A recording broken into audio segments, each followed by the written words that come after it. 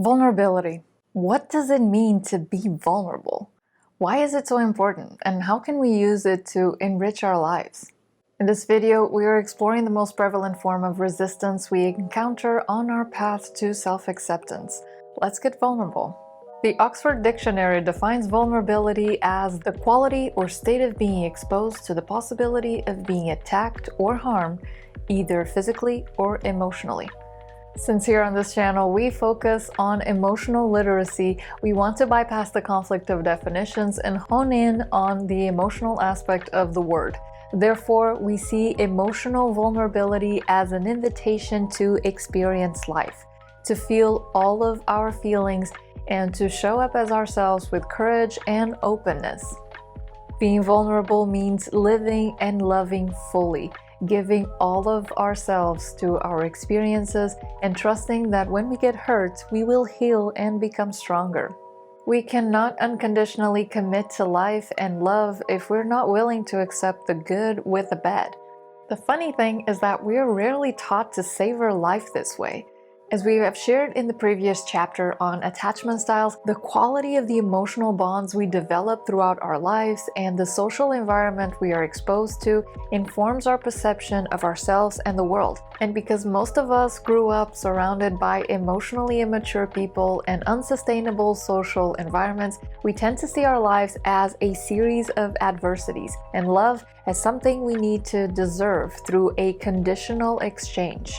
Now, we know that we all have the same underlying needs to belong, to be seen, be heard, and to matter. But why is that? This is what I love about paradoxes. They are the only thing that have enough tension to capture the human experience. And this is no different when it comes to our emotional needs. Our brains are constantly being shaped by the forces around us, yet we have little to no awareness of what those forces are. For most, life seems to happen to us without much control or conscious input. So let's expand our awareness of the nature of our needs. You see, a need is a desire for its opposite to be met. Sit with this for a minute. Self-loathing is a need in search of its opposite, which is love for oneself. The resistance to that natural state of being is all the coping mechanisms we have learned and reinforced into habits to help us tolerate the emotional pain we experience from being disconnected from disapproved aspects of ourselves so that we can fit in our environments. We call this fragmentation or dissociation. Dissociative behavior tends to occur as an overload response, a trauma to the senses and our sense of self. This exposure to a reality that our nervous system is unable to endure leads us to shut down. This helps us to distance ourselves from what we have experienced to survive our distress, but it also reinforces the belief we are unsafe to be who we are the way we are. A quick disclaimer before we proceed. Be mindful of the importance of self-care within the context of your environment. Getting in touch with your emotions requires openness and vulnerability, but if you are in a situation that is not safe to do so, then mobilize your resources to get you to that safe space, within or without, to safely process how you're feeling. For instance, take physical survival. Someone in the midst of a war conflict does not have the mental and physical bandwidth to focus on how they are feeling. Instead, their energy is focused on survival. You can support them in getting to a safe place where those survival or basic needs are satisfied, and then work with them to release the trauma they've experienced. But you cannot ask a soldier to be emotionally connected while watching bombs being dropped in schools and hospitals.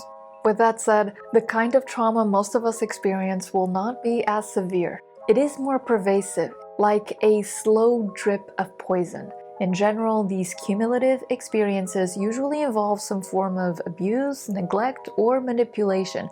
It can look like being scolded for exploring your environment or asking inappropriate questions, being shamed for not looking or behaving in an acceptable way for those around you, or criticized for expressing unpopular views.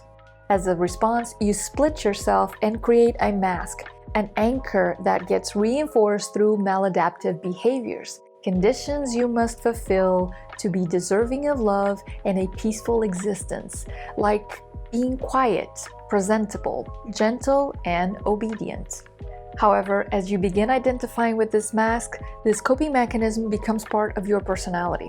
All various flavors of dissociation anchor your self-definition, be it through drugs, alcohol, control, achievement, codependency, sex addiction, depression, or self-abandonment. This is the reason why we experience dissociation in the first place. We are all the sum of our habits. The belief you need your mask creates it in the first place.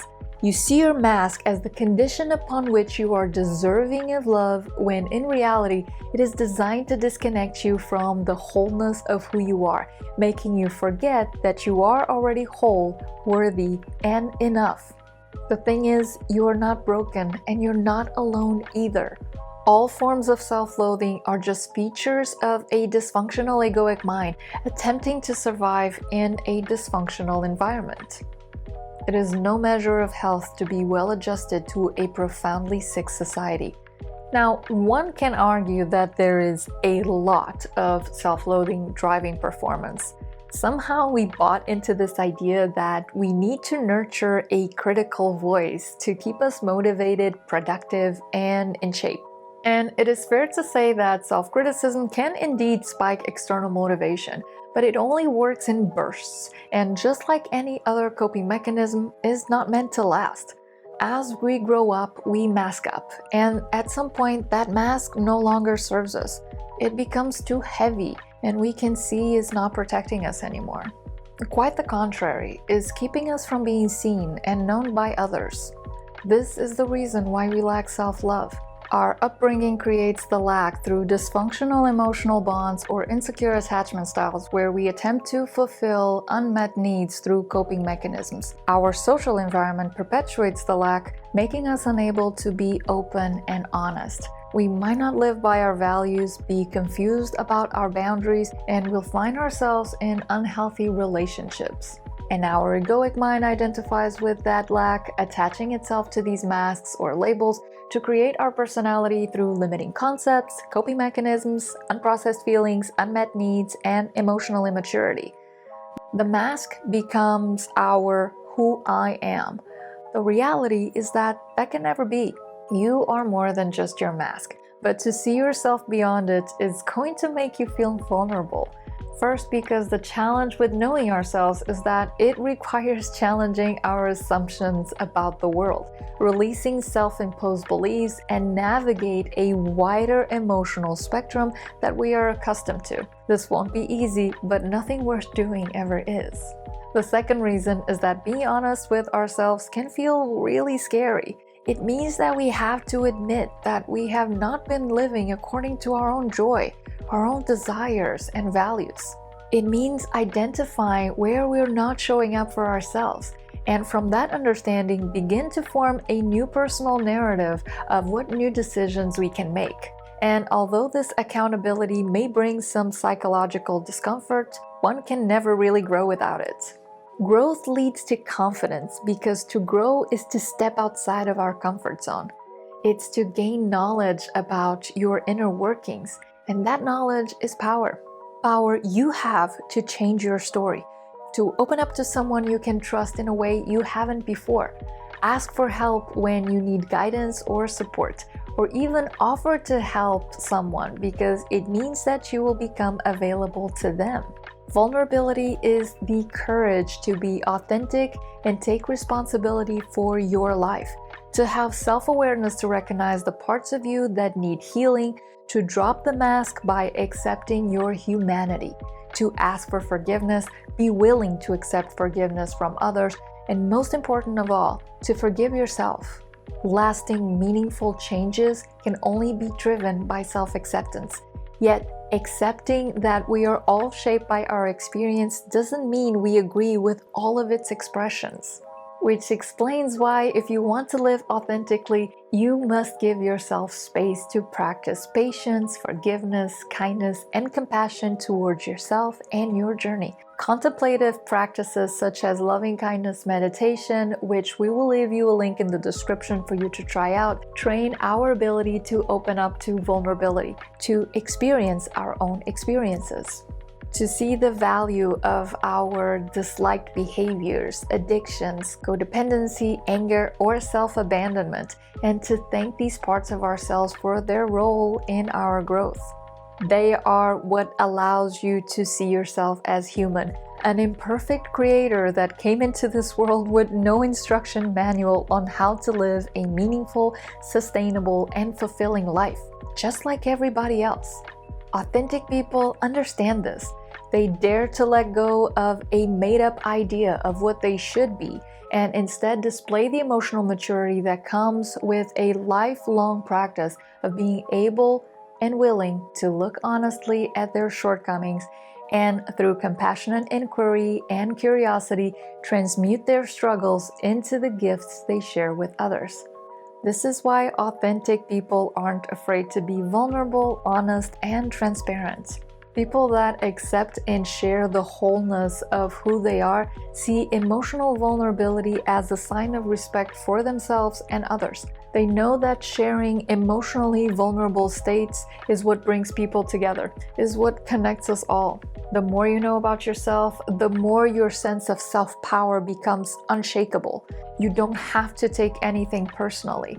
You don't have to accept anything as being true, and you can choose to react to your feelings or the words that come your way with curiosity. You can choose how it impacts your day, your sense of value, and how you define yourself. After all, your feelings are just the stories you have attached to your emotional states, and someone else's words tell their story about their emotional states, not yours. Understanding that, realizing you have that choice in your interactions will give you unwavering peace of mind. People also feel more comfortable around authentic and vulnerable people because it is much safer to trust a person who lives a life measured by their own values rather than by some prescribed definition of success. In fact, a successful life is a conscious one, made of authenticity, self-reliance, and continual transformation towards who you are and how you want to live. Staying vulnerable is a risk we have to take if we want to experience connection. Some people might have difficulty being vulnerable if they perceive any undesirable consequence for their truth. We will not feed you platitudes like it's always better to speak your truth. Instead, we encourage you to practice discernment and to consider sharing your unique voice if there's a chance that doing so will bring you the connection you seek. Because more often than not, the only thing stopping us from getting that connection is the fear of not getting it. And that fear is just stories our ego is spinning to keep us from growing. That fear creates more fear to fear itself in an attempt to stop feeling fear. For example, sometimes I feel unsafe speaking how I'm feeling because I am afraid of getting misunderstood or hurting others. So I find myself getting upset, starting arguments, and then defending myself because I don't trust that someone else is going to be able to hold space for my perceptions, will misunderstand the feeling I'm trying to express, even when I acknowledge they're flawed because they're still valid, or worst of all, take my feelings personally. I have to constantly remind myself that even though I'm not responsible for other people's feelings, I still value and honor their experience in our relationship. So to be inconsiderate of how they feel is just passive aggressiveness, which is just another coping mechanism that creates further fragmentation within me. At the same time, I'm learning to trust they'll be able to handle and even grow from my emotional disclosure.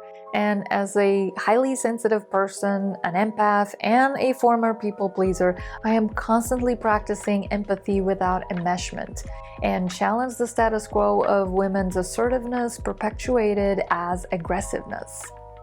As a functioning adult, I am responsible for my feelings and for choosing the people that I surround myself with and share my truth. When we wait for others to make it safe for us to tell our truth, we are forfeiting our selfhood in exchange for a false sense of belonging, which can perpetuate codependency in the form of enmeshment trauma. By conforming to whatever other people want, we compromise getting our needs resolved, reinforcing the shame of feeling unworthy of the space we need to meet them. And guess what? We're not flawed, and we are all, yes, all, worthy of love and belonging. So be curious and take space. We can only experience connection through vulnerability because it is in our search to be seen and heard that we affirm our existence. Communications between humans can be summarized as, I am still here. Are you still there? So as we become more emotionally vulnerable with ourselves, as we get more in touch with our inner experiences and develop a closer relationship to those parts of ourselves that makes us feel exposed, silly, or ashamed, the easier it will be to share that level of intimacy with others, because the depth of the emotional intimacy we experience with them is a mirror reflection of the amount of depth we allow for ourselves to experience within us.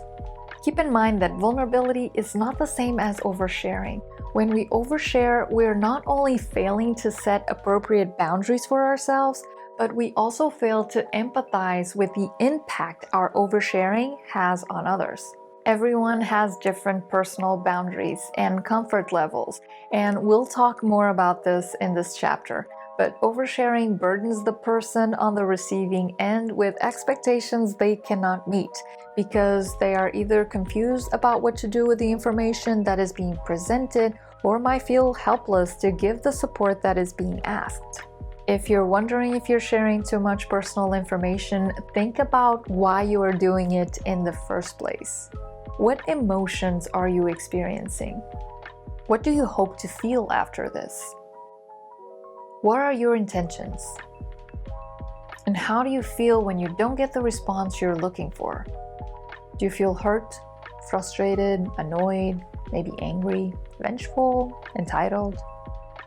Oversharing is just another coping mechanism, a desire for intimacy, connectedness, and belonging that often results in its very opposite, which is disconnection, distrust, and disengagement. True intimacy is about power sharing, not power siphoning or power hoarding. It's about assessing if your relationship holds space for that level of emotional disclosure while considering the other person's boundaries and preferences. Being vulnerable means you are both the cartographer and the explorer of your own journey, so there's always some risk involved.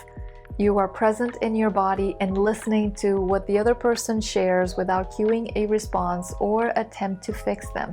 In staying present for your own emotions, you will slowly immerse yourself fully in communicating with others and can use those sensory perceptions and your own feelings as valuable tools for understanding and connection.